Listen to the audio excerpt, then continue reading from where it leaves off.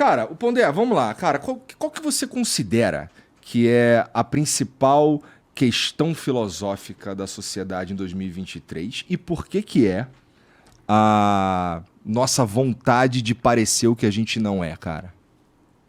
Olha, começando pela segunda parte, por que a gente gosta de parecer o que não é? Isso é uma questão bem antiga, né? No sentido da filosofia refletir. Tu concorda que tá exacerbado agora? Sem nenhuma dúvida. Tá. Está exacerbado porque querer parecer o que não é significa projetar uma aparência que de alguma forma faça você ficar melhor na fita.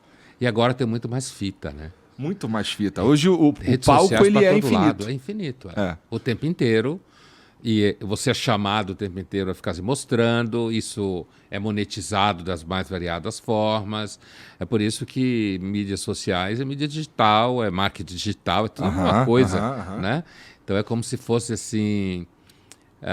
24 horas por dia você está se vendendo, portanto você tem que projetar sempre alguma coisa que você não é e parecer que você é melhor do que Tem você jeito é. isso, cara? Por enquanto, acho que não. Né? Não tem jeito porque isso está vinculado à estrutura de produção da própria sociedade, sabe?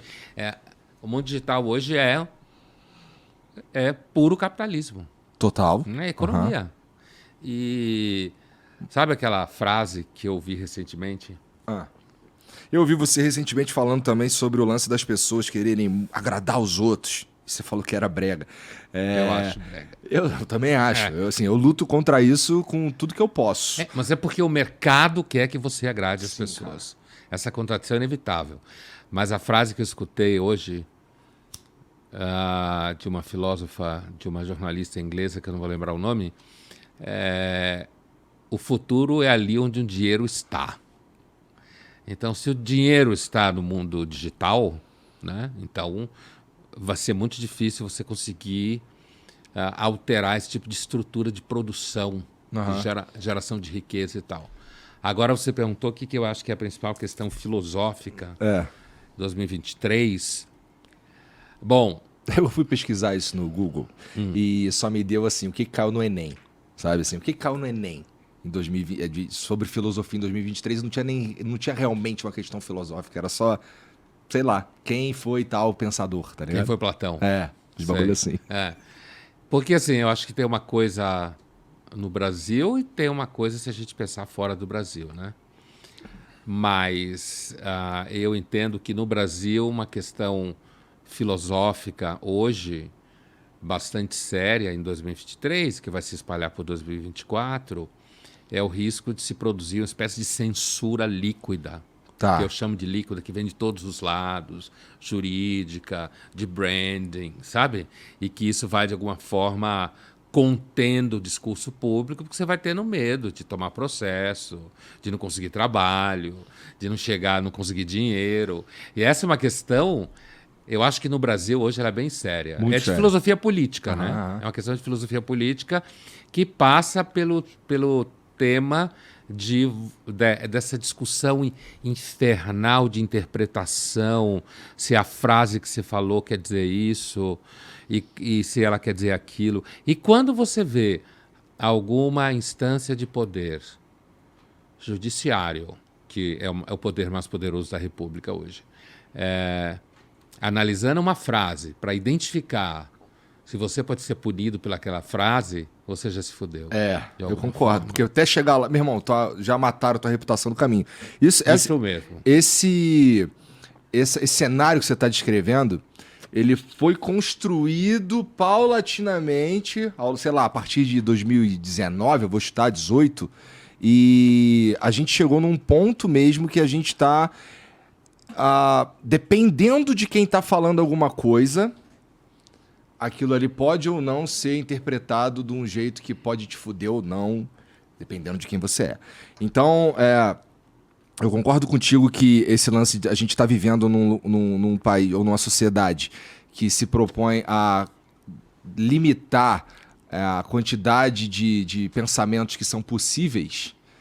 A gente a gente dá um passo, na minha opinião, sei lá, ufanista, de atrapalhar o nosso próprio desenvolvimento humano. Porque eu realmente acredito que o remédio para ideias ruins são mais ideias. E que eu acho que o diálogo é talvez uma das maneiras mais eficientes da gente se tornar mais consciente como ser humano. Assim, das possibilidades que existem de enxergar um determinado fato. Porque quando eu vou analisar qualquer questão, eu sempre levo em consideração a minha história, né? Que é muito particular. Eu não posso jamais supor que a tua visão ela pode ser descartada só porque você vem de um ponto diferente. Você nasceu em um lugar diferente, tem uma cultura diferente, ou sei lá, até de um país diferente. E quando a gente começa a limitar essas possibilidades, a gente perde como sociedade. Porque uma sociedade que não tem mentira, ou que... mentira, entre aspas, é uma ditadura do certo.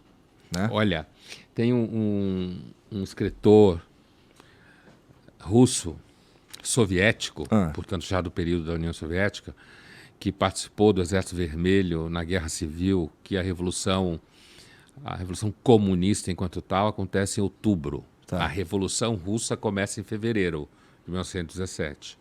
Ela começa como Revolução Liberal, né? Querer levar a Rússia para um modelo parecido com a Inglaterra ou com a França, alguma coisa entre república, monarquia constitucional. Em outubro tem um golpe bolchevique famoso e tal, a Revolução Comunista enquanto tal.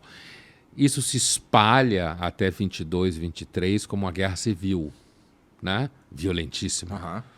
Que foi um projeto do Lenin mesmo, porque a tese dele era o seguinte: para controlar a Rússia, você tem que mergulhar ela no maior caos possível. Né? Bom, um escritor chamado Isaac Babel, ucraniano, mais soviético, bolchevique, que lutou no Exército Vermelho, na Guerra Civil, portanto, e que era ideologicamente comunista, certo? Ele falou no primeiro discurso, 34, por aí, primeiro discurso, o primeiro congresso de escritores operários soviéticos, blá, blá, blá, do Partido Comunista. Tá. E ele estava muito famoso, porque ele escreveu uma série de contos inspirados na experiência dele durante a Guerra Civil na Polônia, reprimindo reações contra a Revolução Bolchevique. Ele escreve uma série de contos, fica muito famoso e tal, mas nesse momento ele já percebeu a censura nascendo no regime soviético, né? E então ele é chamado, porque ele era muito famoso, a fazer o discurso de abertura. Então ele fala alguma coisa assim, muito significativa, que quando você falou da mentira, entre aspas, eu me lembrei, que ele fala assim: tenho estado tão preocupado com o meu leitor, em escrever bem para o meu leitor, que eu acabei ficando burro. Certo? Quem é esse leitor? Esse leitor é a imagem do operariado russo-soviético. Escrever bem para esse leitor era escrever coisas edificantes, que ele se achasse, o leitor operário se achasse o máximo. Portanto, ou seja, era escrever de um modo que agradasse esse leitor comunista e ao Partido Comunista. Por isso que ele fala: eu tenho estado tão preocupado em agradar o leitor que eu fiquei burro. E aí ele continua: porque você, para escrever bem, você tem que poder escrever mal, certo? Ou seja, não agradar o leitor, no caso que ele está falando. Que naquele contexto era não agradar o Partido Comunista. Para você poder escrever, seja lá o que for, você tem que poder escrever mal. Ele está fazendo uma ironia, acabou sendo preso, foi expurgado nos expurgos stalinistas da segunda metade dos anos 30, certo? Provavelmente morreu num gulag, sumiu, né? Foi preso, nunca mais voltou. Então, essa tese do Babel, esse discurso é muito famoso, porque é um dos melhores discursos sobre o efeito da censura sobre o pensamento ou sobre a escrita. Quando você vai... E toda censura pensa a si mesma como do bem, né? Sim, foi claro. Assim. Você vai cerceando o pensamento, porque o pensamento ele pode ir para lados ruins. E como você falou, você acredita que você combate ou melhora ideias ruins com mais ideias? Quer dizer, você aumentando o espectro da possibilidade de pensamento, você pode, inclusive, ultrapassar pensamentos ruins. Sim. Quando você começa a achar que a solução é conter, constranger, sem entrar no mérito que necessariamente eu não preciso confiar em quem está fazendo isso, né? Ainda tem esse segundo problema, que ele já tinha aprendido a não confiar nos soviéticos, né? Apesar de ele ser um. Aí a coisa pega mesmo. Você acaba, como ele disse, ficando burro. Porque você só pode agradar o Não leitor. é possível que... Vamos lá. No Brasil tem mais de 200 milhões de pessoas. Cara, é impossível que todo mundo pense igual. A gente já parte disso, né?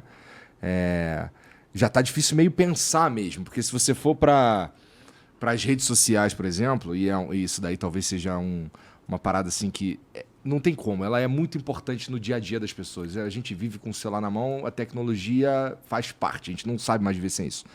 E aí você vai pro Twitter e tem a ver com uma parada que você falou agora há pouco também, que é o cara, você fala A e o cara não é que ele entende B, ele vai entender J. Sim. Sabe? Ele faz ele é freestyle a parada. Ele tem uma coisa na cabeça dele e ele vai enfiar aquilo que ele está pensando no que você disse e fazer aquilo que você disse significar o que ele acha. E aí, meu irmão, a gente é uma histeria maluca essa porra, é um caos sinistro.